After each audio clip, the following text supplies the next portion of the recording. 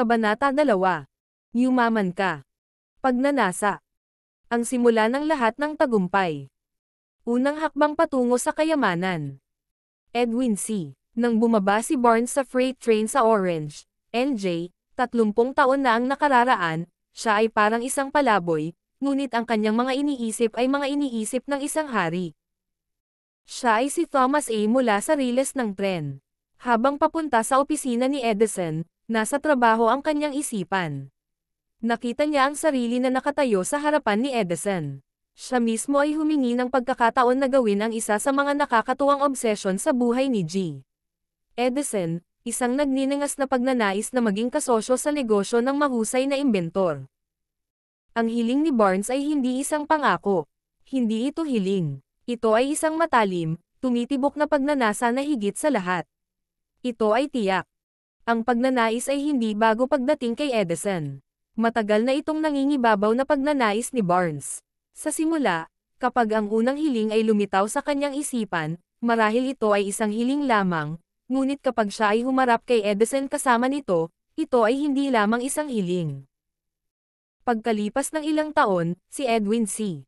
Si Barnes ay muling tumayo sa harap ni Edison, sa parehong opisina kung saan una niyang nakilala ang imbentor. Sa pagkakataong ito ay isinalin sa realidad ang kanyang DESIRE. Nasa negosyo niya si Edison. Natupad ang pinakamatinding pangarap sa buhay niya. Ngayon, naiinggit sa kanya ang mga nakakakilala kay Barnes dahil sa break na buhay na ibinigay sa kanya. Nakikita nila siya sa kanyang matagumpay na mga araw, hindi nahihirapang siyasatin ang dahilan ng kanyang tagumpay. Naging matagumpay si Barnes dahil pumili siya ng isang tiyak na layunin, inilagay ang lahat ng kanyang lakas, lahat ng kanyang kalooban, lahat ng kanyang pagsisikap, lahat sa likod ng layuning iyon. Hindi siya naging partner ni Edison noong araw na dumating siya. Siya ay kontento na gawin ang pinakamababang gawain, hanggat ito ay nagbibigay sa kanya ng pagkakataon na gumawa ng isang hakbang patungo sa kanyang minamahal na layunin. Lumipas ang 5 taon bago dumating ang pagkakataong hinahanap niya. Sa lahat ng mga taon na iyon ay wala ni isang sinag ng pag-asa, ni isang pag-asa na makamit ang kanyang hangarin ang inilatag sa kanyang harapan. Sa lahat maliban sa sarili niya, tila isa lang siyang cog sa Edison business wheel, ngunit sa sarili niyang isip, siya ang naging partner ni Edison bawat minuto ng araw mula noong araw na una siyang pumasok sa trabaho doon. Ito ay isang kapansin-pansing paglalarawan ng kapangyarihan ng tiyak na pagnanais. Naabot ni Barnes ang kanyang layunin dahil gusto niyang maging kasosyo sa negosyo ni Mr. Edison higit sa anupaman. Gumawa siya ng plano para makamit ang layuning iyon. Ngunit sinunog niya ang lahat ng tulay sa likod niya. Ito ang pinakamalakas na kinahuhumalingan ng kanyang buhay at pinanindigan niya ang kanyang hangarin hanggang sa wakas, ito ay naging katotohanan. Nang pumunta siya sa Orange, hindi niya sinabi sa kanyang sarili, susubukan kong hikayatin si Edison na bigyan ako ng malambot na trabaho. Aniya, makikita ko si Edison at ipaalam sa kanya na pumunta ako para makipagnegosyo sa kanya. Hindi niya sinabi, magtatrabaho ako doon ng ilang buwan, kung hindi ako makakakuha ng lakas ng loob, aalis ako at magtatrabaho sa ibang lugar. Aniya, I'll start somewhere. I'll do whatever Edison tell me, but before I finish, I'll be his partner. Hindi niya sinabi na kapag nabigo akong makuha ang gusto ko sa Edison Institute, bubuksan ko ang aking mga mata sa isa pang pagkakataon. Sabi niya, isa lang ang bagay sa mundong ito na determinado akong magkaroon, at iyon ay isang relasyon sa negosyo kay Thomas A. Edison. Susunugan ko ang lahat ng tulay sa likod ko at itataya ko ang buong kinabukasan ko sa kakayahan kong gustuhin ito. Panipi. Iniwan niya ang kanyang sarili na walang posibleng paraan ng pag-urong. Kailangan niyang manalo o mapahamak. Iyon lang ang nasa kwento ng tagumpay ni Barnes. Matagal na ang nakalipas, mahusay.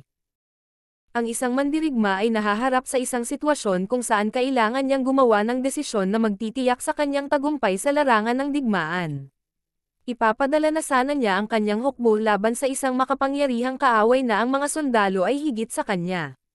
Isinakay niya ang kanyang mga sundalo sa mga bangka, naglayag patungo sa bansa ng kaaway, inilapag ang mga sundalo at kagamitan, pagkatapos ay inutusang sunugin ang mga barkong nagdadala sa kanila.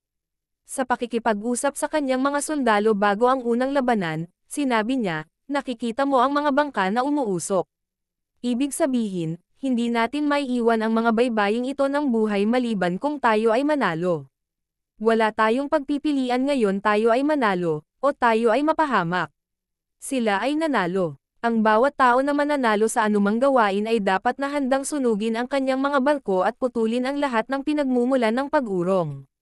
Sa pamamagitan lamang ng paggawa nito, masisiguro ng isang tao na mapanatili ang estado ng pag-iisip na kilala bilang kagustuhang manalo na mahalaga sa tagumpay.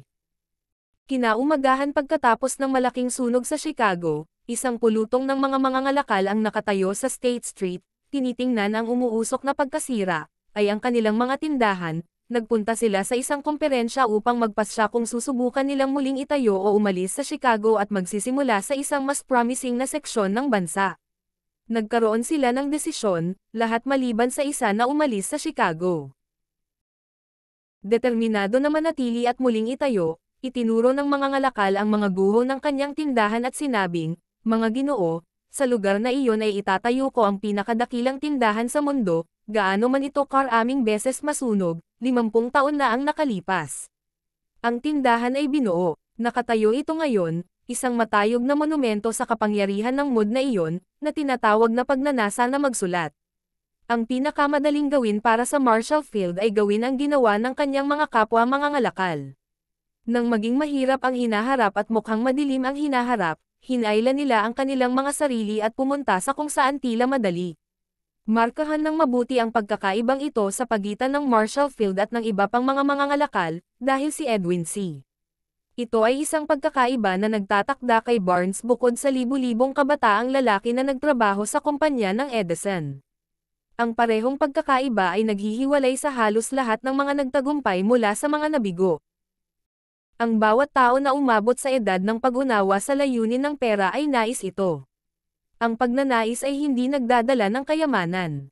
Ngunit ang pagnanais ng yaman na may labis na pag-iisip, pagkatapos ay nagpaplano ng mga tiyak na paraan ng pagtatamo ng kayamanan, at pagsuporta sa mga planong iyon ng may pagpupursage na walang kabiguan, ay nagdudulot ng kayamanan, mga praktikal na hakbang, ibig sabihin. Una, itakda sa iyong isip ang eksaktong halaga ng pera na gusto mo. Hindi sapat na sabihin, "Kailangan ko ng maraming pera." Tiyaking tungkol sa halaga. Mayroong psikolohikal na dahilan para sa pagiging tiyak na ipapaliwanag sa susunod na kabanata. Ang pangalawa, magpasya ng eksakto kung ano ang gusto mong ibigay bilang kapalit ng pera na gusto mo. Walang para sa wala. Pangatlo, magtakda ng isang tiyak na petsa kung kailan mo gustong magkaroon ng pera na gusto mo. Patuloy ang Tito.